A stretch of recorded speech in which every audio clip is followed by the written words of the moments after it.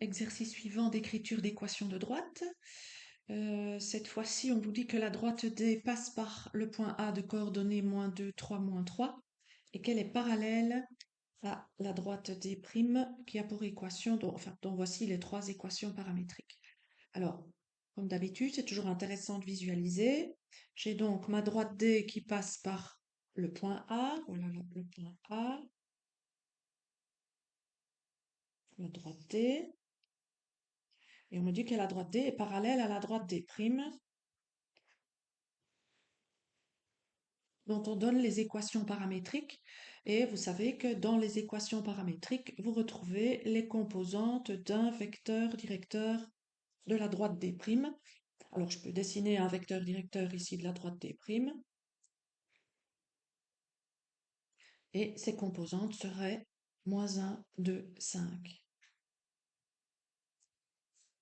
Voilà les données de l'exercice. Vous constatez sur le schéma que V, qui est un vecteur directeur de D', est aussi un vecteur directeur de la droite D, puisque ces deux droites sont parallèles. Donc je peux réutiliser les composantes de V pour écrire l'équation de la droite D. Donc, le vecteur directeur de la droite D, ou un vecteur directeur de la droite D, est -1, 2, 5, c'est-à-dire un vecteur directeur de la droite D'. Autrement dit, les équations paramétriques de D sont les suivantes. X égale, je vais prendre l'abscisse du point par lequel passe la droite A, donc ici -2, 3, -3, pour X, -2, -K, Y égale 3 plus 2K, et Z est égal à -3 plus 5K. Alors, ensuite, on va passer aux équations cartésiennes. Pour ce faire, on a besoin d'éliminer le paramètre K dans les trois équations paramétriques. Alors, pour la première équation, je vais donc ajouter 2 aux deux membres et je vais diviser les deux membres par -1. Je vais avoir K égale X plus 2 sur -1. Alors, on va directement multiplier numérateur et dénominateur par -1 pour éliminer ici le -1. Donc, je vais avoir -x moins 2. Dans la deuxième équation, je vais donc soustraire 3 aux deux membres et ensuite diviser les deux membres par 2.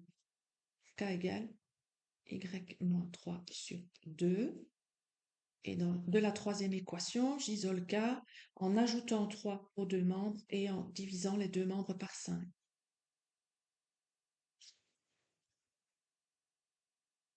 J'ai donc ces trois expressions-là qui sont identiques puisqu'elles sont toutes les trois égales à K. J'en déduis que -x moins 2 est égal à y moins 3 sur 2. C'est aussi égal à z plus 3 sur 5. Ceci, c'est l'équation canonique de la droite D. Alors, elle n'était pas spécialement demandée, mais j'en ai besoin pour écrire les équations cartésiennes.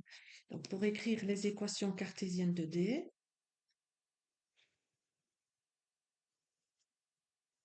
je vais écrire deux égalités à partir de l'équation canonique. Alors, au choix, je vais prendre la première ici, égale, donc -x moins 2 égale y moins 3 sur 2. Et je dois encore en écrire une autre, je vais reprendre ici la première avec la troisième, tout ça pour éviter simplement les dénominateurs.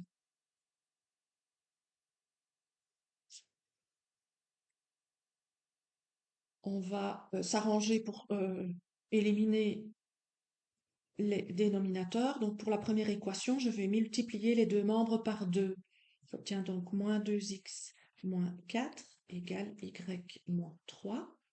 Et la deuxième, je vais multiplier les deux membres par 5. -5x moins 10 égale z plus 3. Ensuite, Je vais ramener tous les termes dans le premier membre en les ordonnant. Donc d'abord le terme en x, puis le terme en y, puis le terme en z, et enfin le terme indépendant. Donc ici, moins 2x pour la première équation. Donc je vais soustraire y et ajouter 3 aux deux membres. Donc moins 4 plus 3, moins 1. Et dans la deuxième équation, moins 5x, je vais soustraire z aux deux membres et soustraire 3, donc moins 10 moins 3, moins 13 est égal à 0. On obtient ainsi les deux équations cartésiennes de la droite D.